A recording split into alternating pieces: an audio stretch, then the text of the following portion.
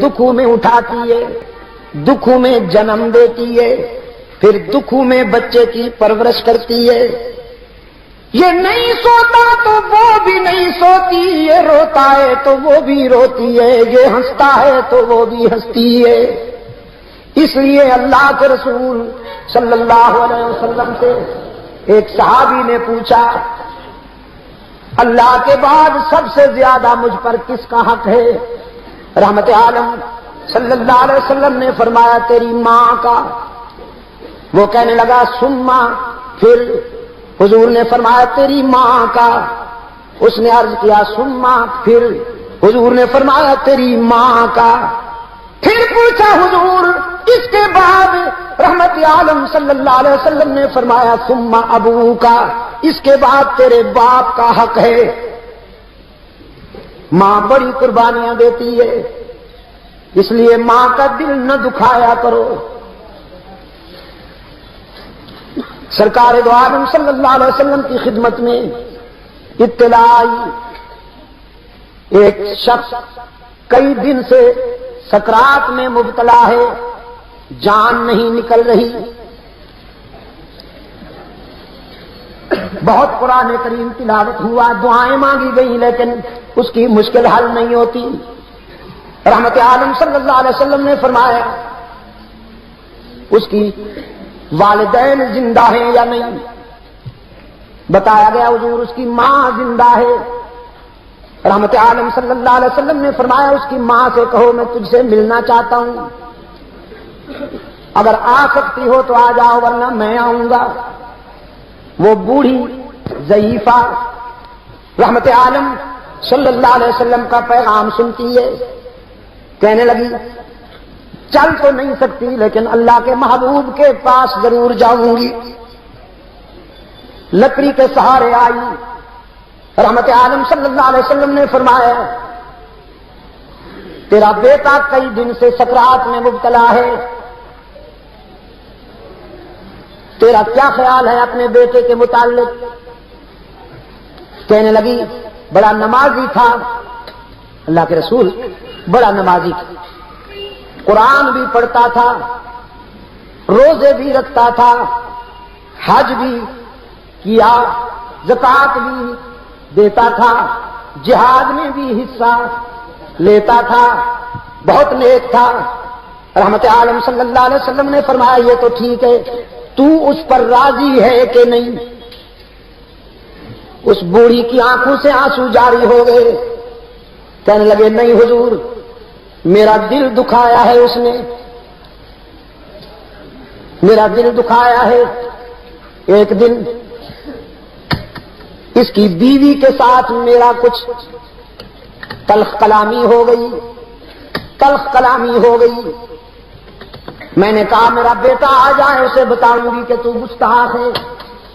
میرا بیٹا آیا، میرے بتانے سے پہلے اس کی بیوی نے کچھ کہہ دیا۔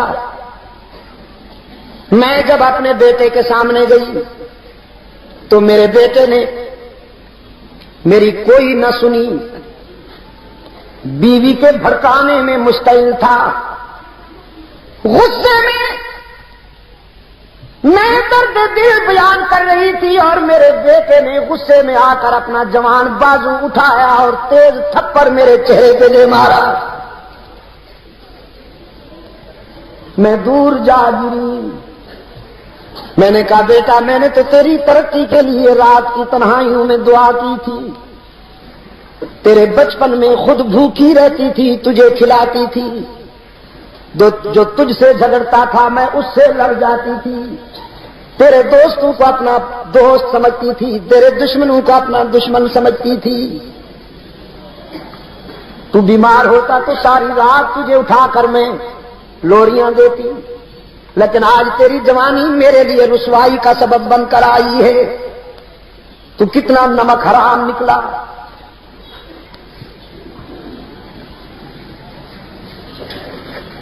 سرکار دو عالم صلی اللہ علیہ وسلم کی آنکھوں میں آنسو آ گئے۔ صحابہ سے فرمایا لکڑیاں جمع کرو، آگ بھڑکاؤ،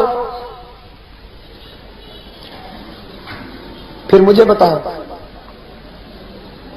بوڑھی کہتی ہے اللہ کے رسول آگ کیوں؟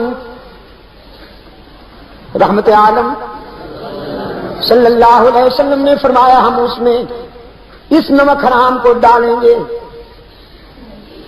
جس نے بوڑھی ماں کے چہرے پہ تھپڑ مارا وہ اسی قابل ہے کہ اسے آگ میں ڈال دیا جائے.